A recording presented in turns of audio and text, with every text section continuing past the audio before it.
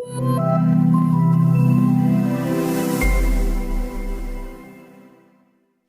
Tuhan. Shalom. Salam sejahtera di dalam kasih Tuhan kita Yesus Kristus. Selamat kita berbakti, bersekutu, mempermuliakan Tuhan, meninggikan nama Tuhan, mempersembahkan hidup kita hanya bagi Tuhan saja. Haleluya. Kita akan menerima firman Allah. Mari saudaraku yang kekasih, kita membuka di dalam Injil Markus pasal yang ke-14 ayat 32 sampai ayat yang ke-42. Injil Markus pasal yang ke-14 ayat 32 sampai ayat yang ke-42. Sudah mendapatkan? Amin. Ya. Mari kita baca ayat ini bergantian. Saya baca ayat 32, Bapak Ibu Saudara ayat 33 sampai kepada ayat 42. Nanti ayat 42 kita bersama-sama membacanya. Kalau sudah menemukan katakan amin. Haleluya. Demikian firman Allah. Di taman Getsemani, lalu sampailah Yesus dan murid-muridnya ke suatu tempat yang bernama Getsemani. Kata Yesus kepada murid-muridnya, duduklah di sini sementara aku berdoa.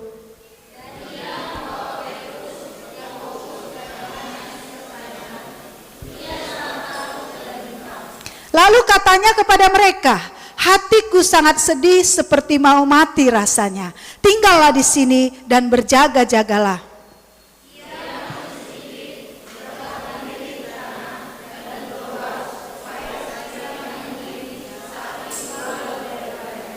Katanya, ya Aba, ya Bapa, tidak ada yang mustahil bagimu. Ambillah cawan ini daripadaku, tetapi janganlah apa yang aku kehendaki, melainkan apa yang engkau kehendaki.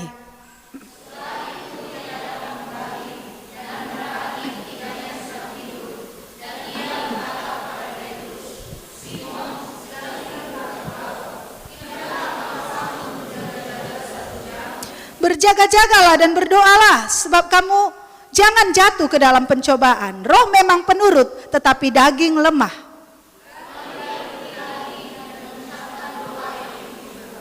Dan ketika ia kembali pula, ia mendapati mereka sedang tidur, sebab mata mereka sudah berat, dan mereka tidak tahu jawab apa yang harus mereka berikan kepadanya.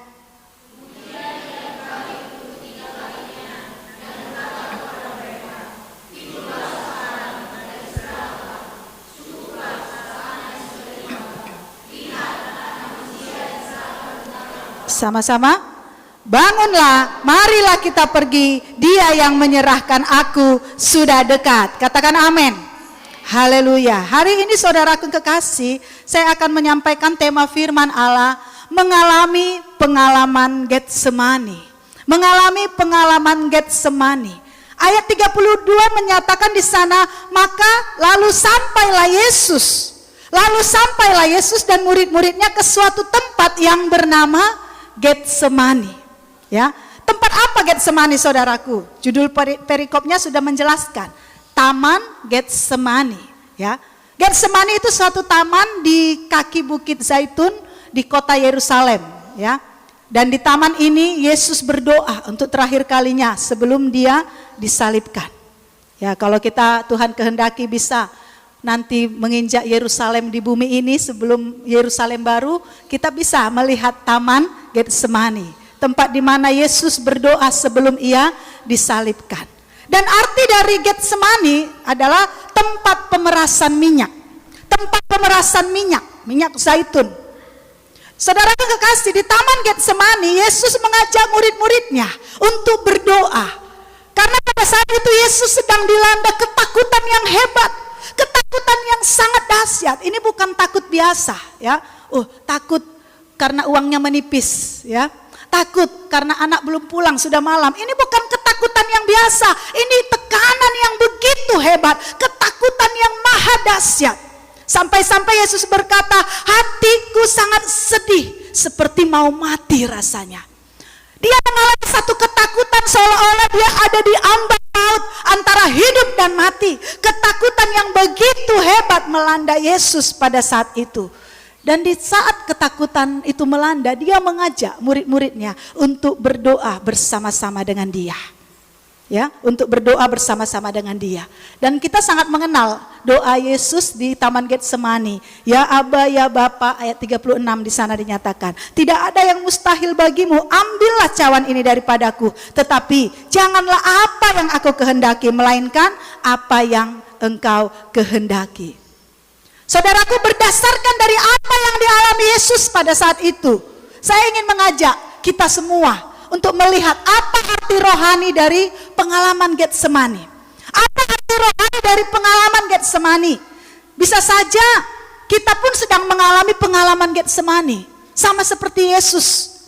Yesus menghadapi pengalaman Getsemani, walaupun dengan versi yang berbeda kita dan Yesus. Kalau Yesus menghadapi salib sebagai hukuman atas dosa manusia yang ditanggungkan kepada dirinya.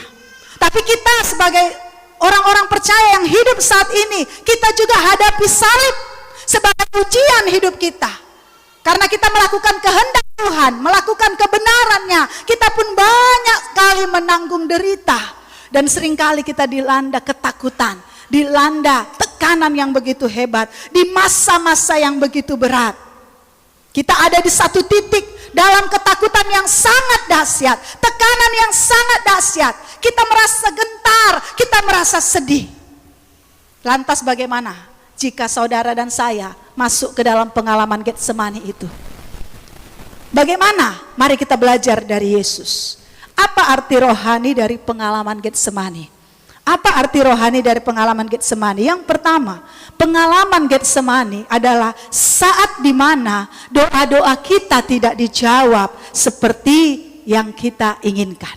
Pengalaman Getsemani adalah saat di mana doa-doa kita tidak dijawab Tuhan seperti apa yang kita inginkan. Ayat 36 berkata, katanya, ya Aba, ya Bapa, tidak ada yang mustahil bagimu. Apa doa Yesus? Ambillah cawan ini daripadaku. Ambillah cawan ini daripadaku. Cawan itu menggambarkan satu penderitaan, salib. Yesus ketika itu akan menghadapi salib, satu hukuman yang begitu mengerikan. Dia sebagai manusia biasa, dia pun takut. Pada saat itu dagingnya takut, sangat takut akan menghadapi salib. Dan pada saat itu dia minta, dia nyatakan doanya kepada Bapaknya, ambillah cawan ini. Tuhan, Bapakku, angkatlah derita ini. Kita sering berdoa demikian. Tuhan, tolong aku, angkat bebanku, angkat penderitaanku, ambil cawan ini. Dan apakah setelah Yesus berdoa, cawan itu diambil oleh Bapaknya? Cawan itu diangkat oleh Bapaknya? Tidak. Cawan itu tidak diangkat oleh Bapaknya. Yesus harus tetap hadapi cawan itu. Padahal Yesus sudah bersungguh-sungguh berdoa, sudah memohon sambil menangis kepada Bapaknya. Sampai dikatakan di dalam Lukas, peluhnya itu bukan lagi air. Air matanya, keringatnya, peluhnya itu bukan lagi yang keluar air, tetapi tetesan darah. Karena apa? Karena begitu tekanan yang berat yang dia hadapi. Tekanan yang berat yang dia hadapi. Saudaraku, menurut para medis ya, kondisi ini kondisi yang langka tetapi ada. Ya, itu disebut satu penyakit hematohidrosis. Hematohidrosis. Ya, keadaan manusia itu ada sekitar kelenjar, ya, kelenjar keringat, ada banyak pembuluh darah. Di kelenjar keringat kita ini ada pembuluh darah yang berbentuk jaring, ya, ada pembuluh darah dan yang berbentuk jaring. Dan ketika kita mengalami tekanan yang besar, tekanan yang begitu hebat, stres berat, pembuluh darah itu menyusut. Pembuluh darah itu menyusut, tapi kemudian dia mengembang sampai mencapai ambang pecah. Mengembang sampai pecah. Artinya seperti pecah pembuluh darah. Sehingga yang keluar dari kelenjar keringat bukan lagi air, keringat, tetapi adalah dicampur dengan darah, keringat darah. Ini penyakit langka, tetapi bukan berarti tidak ada. Ada yang pernah mengalaminya menurut medis. Yesus pada saat itu bukan main-main yang dihadapi, tekanan yang begitu berat, ketakutan yang begitu hebat, yang begitu dahsyat sehingga pembuluh darahnya pecah. Kalau ada orang ya mengalami stres berat, akhirnya dia tidak sadarkan diri, dokter menyatakan, oh ini pembuluh darahnya pecah, ya, masuk ke ruang ICU. Itu penanganannya enggak ringan, penanganannya berat, ya. Itu termasuk penyakit kritis. Dan Yesus pada saat itu karena tekanan yang begitu hebat, dia alami itu. Dia berdoa dengan sungguh-sungguh, dia enggak berdoa seperti biasa aja, tapi dia bersungguh-sungguh berdoa kepada Bapaknya.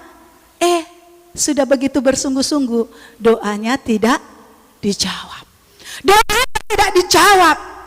Saudaraku, inilah pengalaman Getsemani. Ada kalanya engkau dan saya mengalami satu pengalaman Getsemani, di mana kita dalam keadaan yang begitu berat, ketakutan yang begitu dahsyat. Kita berdoa minta pertolongan Tuhan, tapi doa kita tidak dijawab.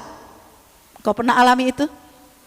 Kita berdoa, bersungguh-sungguh berdoa, bahkan kalau perlu kita berpuasa, ambil puasa untuk minta pertolongan Tuhan.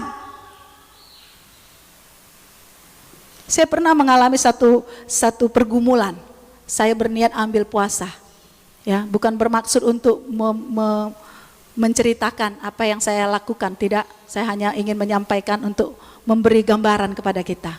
Saya ambil puasa 40 hari, kemudian selama sampai 40 hari berturut-turut saya puasa, ya, rantai, ya. Kemudian pergumulan itu belum dijawab.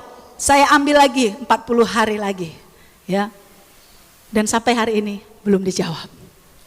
Saudaraku, pengalaman Getsemani saya dan saudara bisa alami itu. Kita dalam pergumulan yang berat, kita dalam tekanan yang hebat, kita datang kepada Tuhan, mohon pertolongan Tuhan, mohon supaya cabang ini diangkat, penderitaan ini dicabut. Tapi apa jawaban Bapa? Dia tidak menjawab seperti apa yang kita mau. Inilah pengalaman Getsemani. Dan di dalam Getsemani ini kita belajar hidup bukan tentang diri kita. Pada saat itu saya tidak menerima jawaban dari Tuhan. Saya belajar untuk bukan tentang diri saya, tetapi tentang kehendak Tuhan atas diri saya. Amin. Bukan tentang kita. Kita belajar mengosongkan diri kita. Kita belajar memikirkan apa yang jadi kehendak Bapa. Pengalaman Getsemani adalah di mana doa-doa kita tidak dijawab, tapi kita tetap setia dan percaya kepada Tuhan. Amin. Kalau ada doamu yang belum dijawab sampai hari ini, kau sudah bersungguh-sungguh, kau sudah sangat serius berdoa, siang malam berdoa, berpuasa, minta pertolongan Tuhan, tapi bertahun-tahun belum dijawab. Yesus anak Allah yang sangat dikasihi oleh Bapaknya pun tidak mengabulkan semua permohonannya. Belajar kita untuk melihat apa yang menjadi kehendak Bapa kepada kita. Bukan seperti apa yang kita inginkan, tetapi seperti apa yang Allah inginkan. Pengalaman Getsemani kadangkala kita alami ketika pergumulan kita begitu berat, kita sampaikan kepada Tuhan, tetapi doa-doa kita tidak dijawab. Tapi hari ini saya katakan, mari kita tetap setia dan percaya Dia Tuhan yang baik. Amin. Haleluya. Pengalaman yang kedua sebagai arti rohani dari pengalaman Getsemani adalah saat dimana orang-orang terdekat kita sama sekali tidak dapat menolong kita. Pengalaman Getsemani adalah saat dimana orang-orang terdekat kita sama sekali tidak dapat menolong kita. Lihat ayat 32. Lalu sampailah Yesus dan murid-muridnya ke suatu tempat yang bernama Getsemani. Kata Yesus kepada murid-muridnya, duduklah di sini sementara aku berdoa. Dan ia membawa Petrus, Yakobus, dan Yohanes sertanya. Ia sangat takut dan gentar. Kita lompat ayat 37.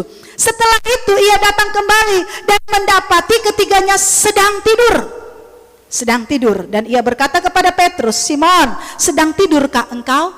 Tidakkah engkau sanggup berjaga-jaga 1 jam? Ayat yang ke-40. Dan ketika ia kembali pula, ia mendapati mereka sedang tidur, sebab mata mereka sudah berat dan mereka tidak tahu jawab apa yang harus mereka berikan kepadanya. Saudaraku, saat Yesus dalam ketakutan yang dahsyat, kenapa pada saat itu Yesus ajak murid-muridnya? Jelas ayat 32 berkata, Yesus membawa murid-muridnya, mengajak murid-muridnya beserta dia ke taman Getsemani. Dicatat namanya ayat 33, Petrus, Yakobus, dan Yohanes. Yesus mengajak mereka untuk mendampingi dia, untuk menemani dia.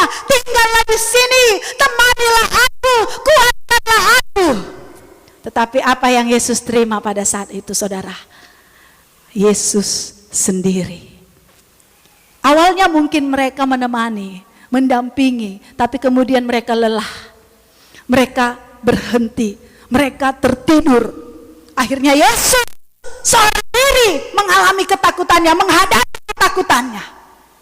Pengalaman Getsemani adalah saat dimana orang-orang terdekat kita sama sekali tidak dapat menolong kita.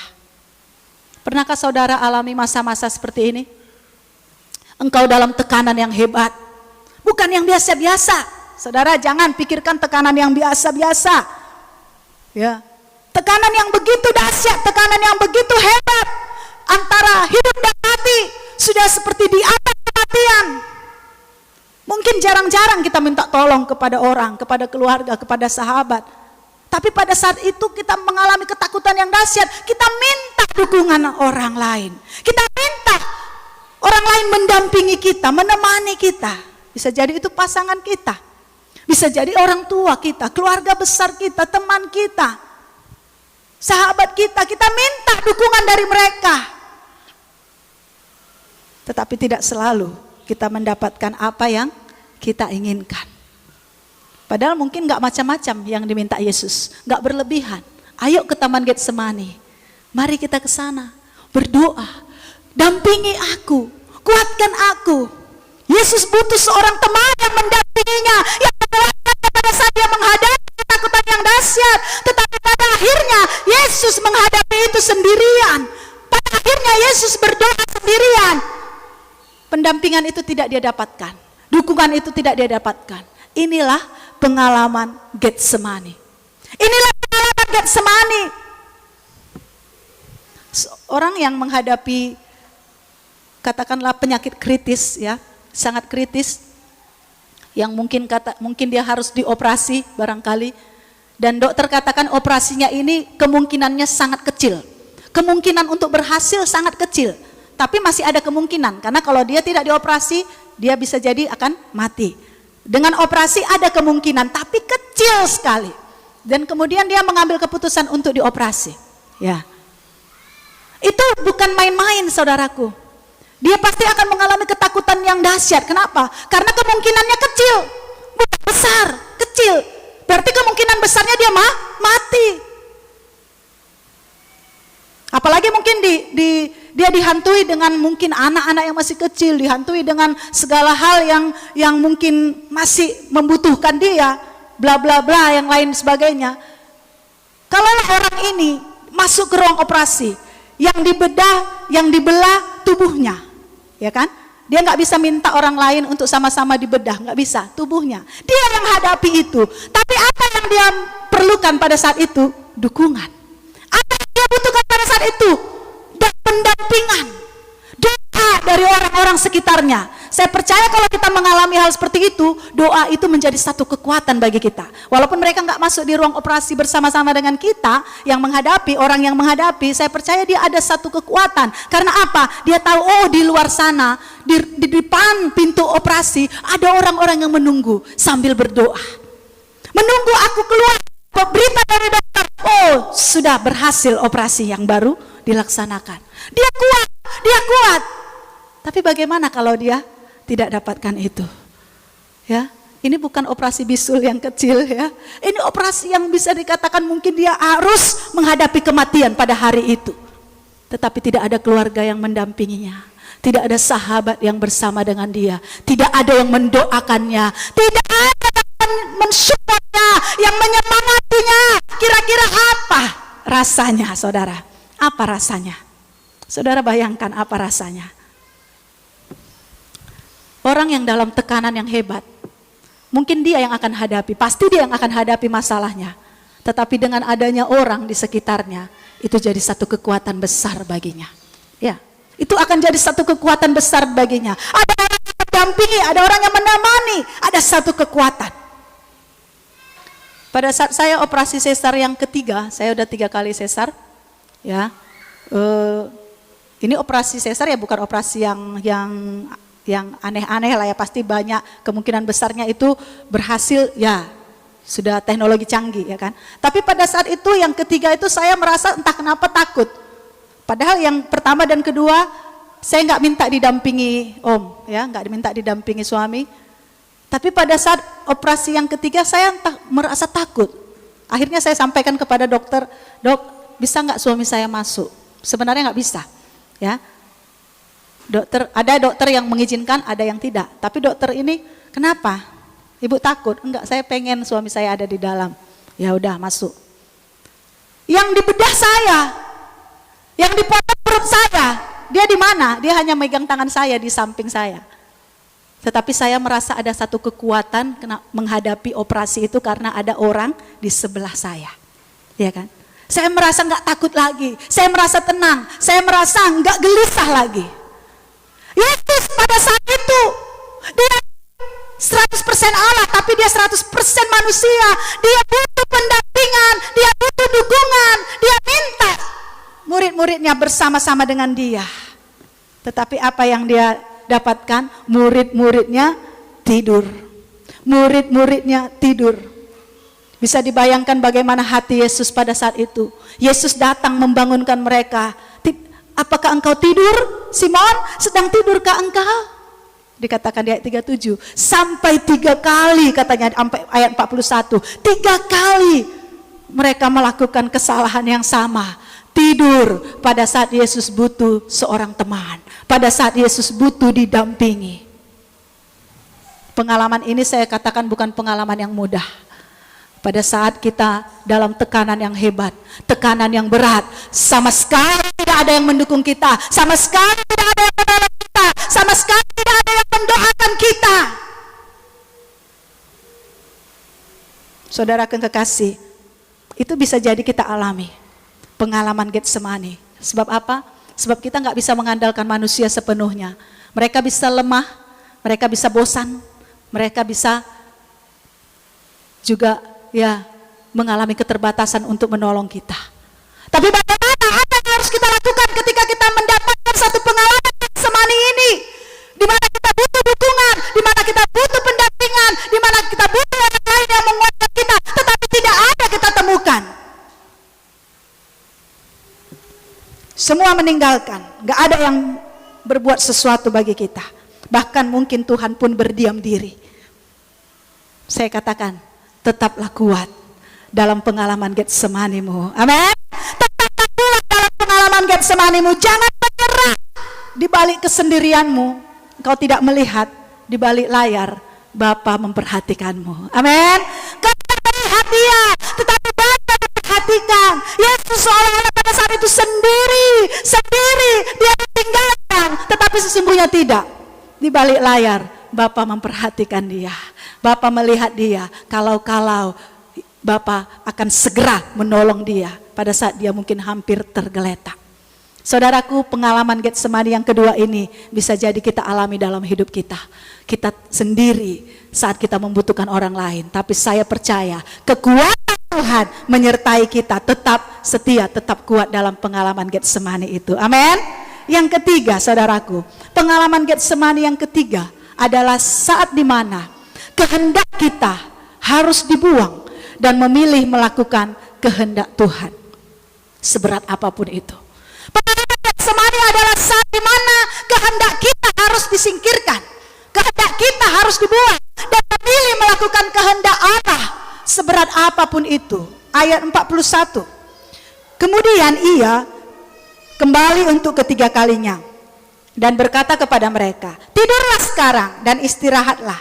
Cukuplah, saatnya sudah tiba. Lihat, anak manusia diserahkan ke tangan orang-orang berdosa. Baiklah, marilah kita pergi. Dia yang menyerahkan aku sudah dekat. Saudara kekasih, apa tadi doa Yesus? Ayat 36 doa Yesus, ambillah cawan ini daripadaku. Tetapi Yesus juga menyatakan, tetapi janganlah apa yang aku kehendaki, melainkan apa yang engkau kehendaki. Tetapi saudara lihat di ayat 41, apakah cawan itu sudah diambil? Tidak. Ayat 41 dikatakan kemudian Yesus kembali untuk ketiga kalinya dan berkata kepada mereka, tidurlah sekarang dan istirahatlah. Cukuplah, saatnya sudah tiba. Saat apa yang tiba? Saat dia harus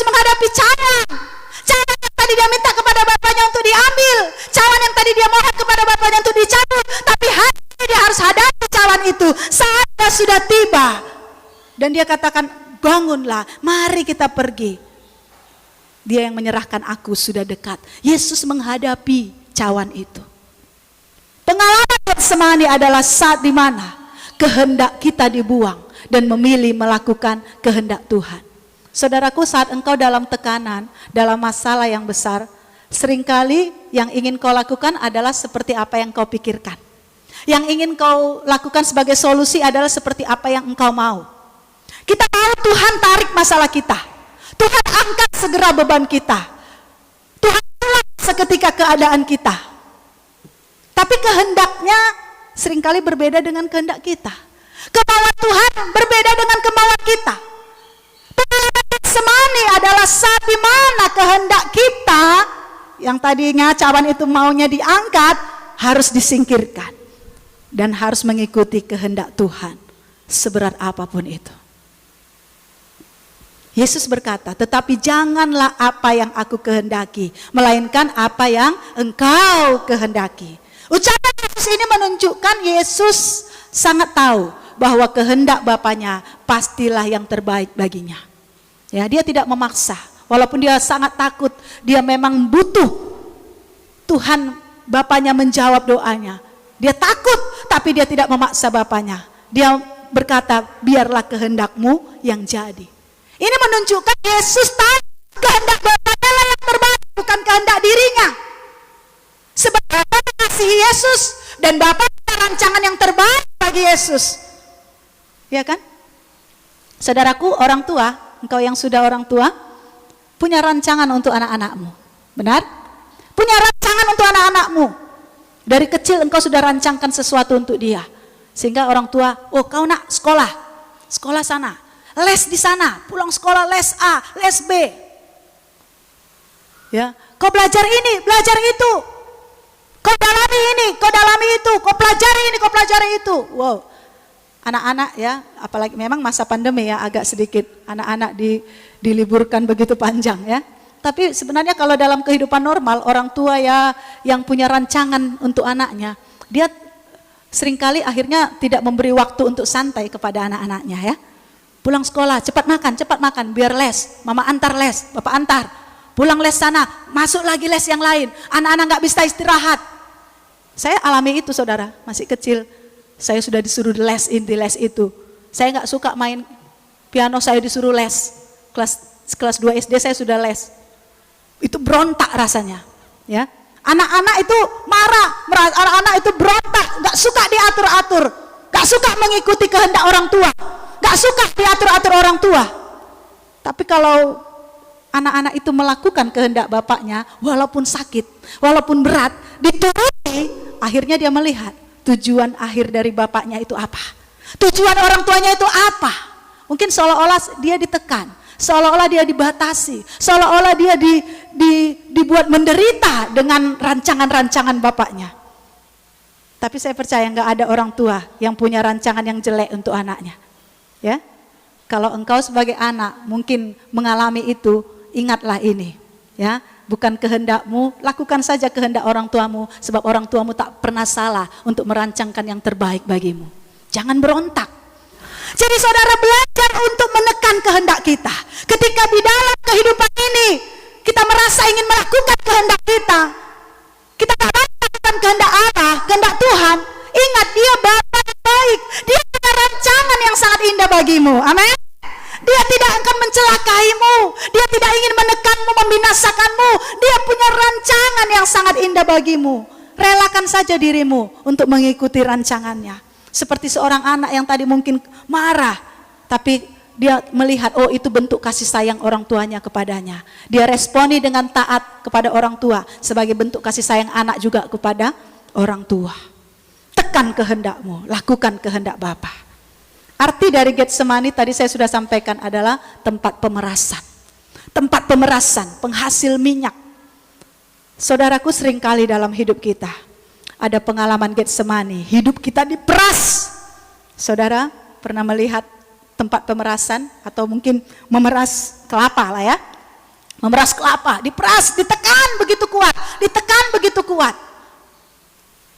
Supaya apa? Keluar santannya, keluar minyaknya, keluar hasilnya. Hidup kita kadangkala masuk dalam tempat pemerasan.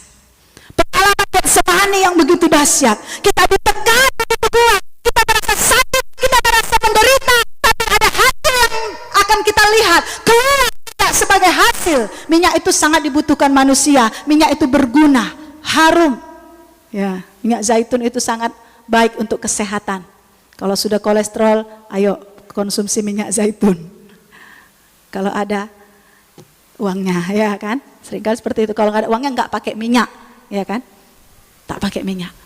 Jadi seperti itu saudaraku. Kenapa bisa keluar hasil yang menakjubkan? Dia melewati proses ditekan. Dia melewati proses ditekan. Getsemani tempat pemerasan. Kita pun mengalami keadaan di mana kita ada di masa-masa Getsemani. Dalam pengalaman Getsemani, hidup kita diperas, sudah sakit makin sakit, sudah tertekan makin ditekan. Tapi ada hasil yang akan dinikmati oleh banyak orang jika engkau tidak berontak. Ada hasil yang akan dilihat. Hidupmu indah, hidupmu jadi berkat lewat pengalaman Getsemani. Katakan amin. Lewat pengalaman Getsemani. Kalau Bapa kehendaki cawan itu harus kita minum, relakan dirimu masuk dalam kehendaknya. Rancangannya tak pernah salah. Dia tahu yang terbaik bagimu, dia tahu yang terbaik bagi saya. Getsemani adalah saat kehendak kita dibuang dan kita mengikuti kehendak Tuhan. Amin. Pengalaman Getsemani adalah saat doa tidak dijawab, tapi engkau tetap percaya dan setia. Pengalaman Getsemani adalah saat engkau ditinggalkan sendiri, tetapi engkau tetap percaya Bapa ada bersamamu. Amin. Pengalaman Getsemani juga saat engkau harus membuat kehendakmu, tapi mengikuti kehendak Bapa walaupun begitu berat. Percayalah, keluar dari Getsemani. Tadi Yesus katakan di ayat 42, bangunlah, mari kita pergi. Yesus bangun, Yesus bangkit, Yesus hadapi cawan itu, dan akhirnya Yesus menang. Amin, amin. Engkau akan menjadi pribadi yang berkemenangan, pribadi yang indah, menghasilkan sesuatu yang berguna, menghasilkan sesuatu yang bermanfaat. Ada minyak yang kau keluarkan walaupun engkau mengalami proses yang berat, hidupmu ditekan, hidupmu diperas, tetapi di sana engkau melihat rancangan Tuhan yang terindah terjadi atas kehidupanmu. Tuhan Yesus memberkati kita, Tuhan Yesus memberkati firman-Nya.